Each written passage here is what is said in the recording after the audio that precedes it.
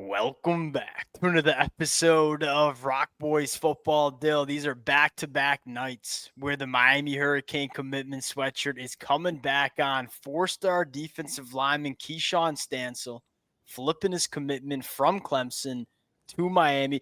Dill, we talked about this last night, and we said if there is one position group where we want to see Miami stack bodies in the 2026 cycle, we said it was in the middle of that defensive line. Hey, Mario Cristobal, does he listen to the show? Doubt it. He might be, though. A big fan of Keyshawn Stancil. I am a big fan of stacking bodies at this position. You are a big fan of this kid going back to the summer months when we talked about him committing to Clemson. We got a lot to get into. And I'll say this, Keyshawn Stancil, he's not the last of the action that you're going to see Miami have closing out 2026. We talked about it last night. This is a unique opportunity. Like, there are a lot of programs in flux. There's a lot of chaos across the sport. And Miami's just that ship it's just sailing steady. And there's chaos all around it. These players are going to gravitate to steady environments where you can go and compete for national championships, get developed at a high level, and play early. Miami's offering all of that. A lot of these programs don't even know who their head coach is going to be in 2026. Miami's looking to capitalize. I'm going to start with Keyshawn Stancil, talk about how they're building 2026 before we get into it. As always, to the Miami fans, appreciate you guys. We said it last night. Heck, I'll say it again, Dill. I got a Chick-fil-A dinner waiting for me upstairs, and I'm doing this first. That there ain't nothing I'd rather be doing on my Wednesday night than breaking down a commitment, especially when it happens to be an interior defensive lineman. Appreciate you guys. If y'all do enjoy the content, consider subscribing to the channel. Dill, I'll put you on the tee box here. Keyshawn Stancil, what's he bringing to this Miami defense? I think you're getting like some high-end ability potentially in this class. And I'm not sure he's a super early player. No. But I look at what Miami's kind of has right in this class right now. I don't feel like you have that guy that looks like maybe he's going to develop into a really high-end, like all ACC type player. Keyshawn Stancil to me has a real high ceiling. And I like some of the meat and potatoes defensive linemen they have coming in. I do think you want to bring in this type of guy, one or two of them a cycle. Can I push back on that? Because I'll agree with Anthony Kennedy. Like, I think Anthony Kennedy, and we can go and look at what the class looks like and specifically look at that interior defensive line class. I think Anthony Kennedy's like that. Anthony Kennedy's a big body that's going to do the dirty work for you. He's going to two-gap. He's not going to be a guy that's creating a ton of negative plays. Tyson Bacon, on the other hand, guy like Keyshawn Stancil, those are some guys that can penetrate, that can provide juice in the pass rush, get in. A penetrator like Ahmad Moten is, quite frankly, like David Blaze, that war daddy who's going to eat the double teams. Ahmad Moten can penetrate a little bit, really quick on his feet. That's how I view Keyshawn Stancil if he gets bigger. That's how I view Tyson Bacon if he gets a little bigger. And Dill, here's the other thing I like about this defensive line class is, number one, we talked about it last night. It's really hard to find these capable bodies in the portal. Like, Miami tried. There just wasn't that many guys that could play for Miami in the portal. Okay, well, you don't have the option to fill it in the portal. You damn well better be stacking these bodies at the high school ranks. That's what Miami's doing. Secondly, it's going to be a thin room next year. Ahmad Moten might go to the NFL draft. David Blaze is going to go to the NFL after this year. You have to restock the cupboards. That's what Miami's doing. And that's why I wouldn't be surprised if this isn't the end of the defensive tackle rotation. I don't think so either. Like, I still think, to me, I wouldn't mind seeing one guy who I feel like really comfortable about playing early and like as a true freshman and being an impact guy. Because again, like I think Stancil, like, again, he would probably need to put on 30, 35 pounds because right now he's kind of sitting in that tweener sort of weight. I don't really see him as a difference maker on the edge spot for Miami. Not only because they have obviously a ton of depth, but I think he's a better fit on the inside. So he's one that I look like there's a lot of physical maturation and development probably needed for him to play early.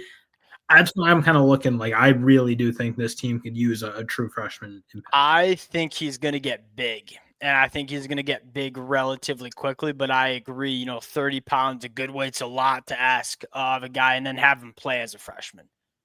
Well, you got a couple of candidates, right? I don't look, is Miami going to land all four of these guys that we have on this list? No, probably not. Lamar Brown is like the crown jewel, man. I don't know what that's going to look like for Miami. I certainly am not going to count them out.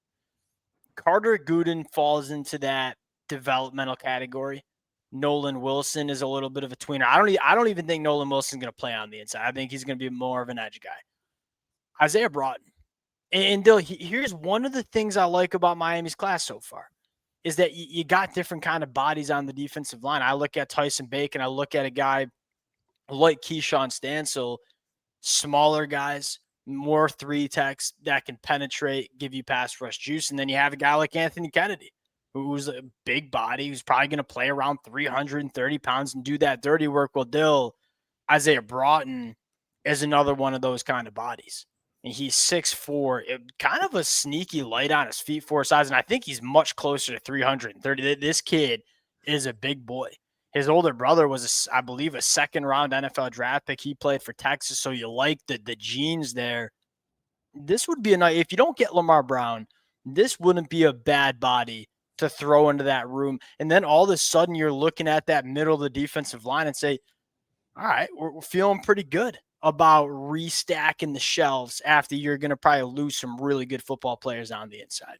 Yeah, and this would be a good year to bring in a big haul. And I think, again, yeah, me too. Because you're probably right. Like, they even last year, even coming into this year, you kind of felt like, yeah, you had enough high-end guys. David Blay hit in a way that I don't think Miami fans could have honestly dreamed of. Like, that's hard to find out of the portal. What they're getting from David Blay, I just don't think you find a ton of them. Agreed. It's definitely a good year to put together a big class because you do need more of a pipeline than probably what you have right now.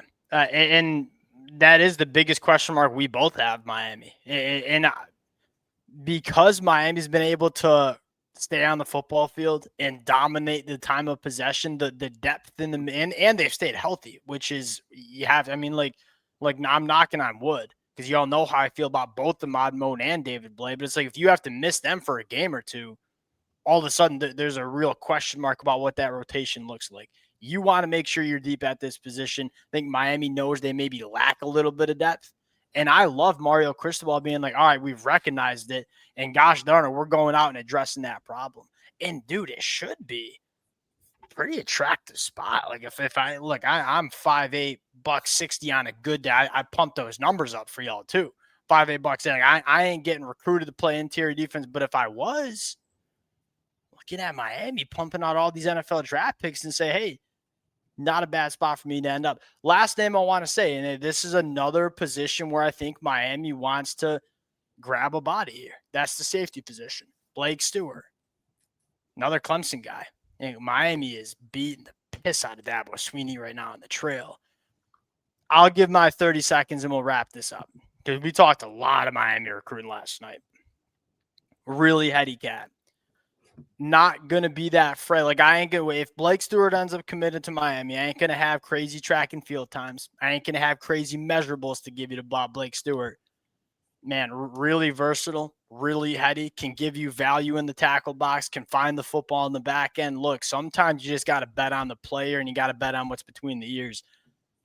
I'm not going to comp him to Cam Kitchens, but, similar vibes where it's like, hey, Cam Kitchens was not blowing anybody away from a physical trait standpoint. He wasn't making a jaw drop when he walked into a room.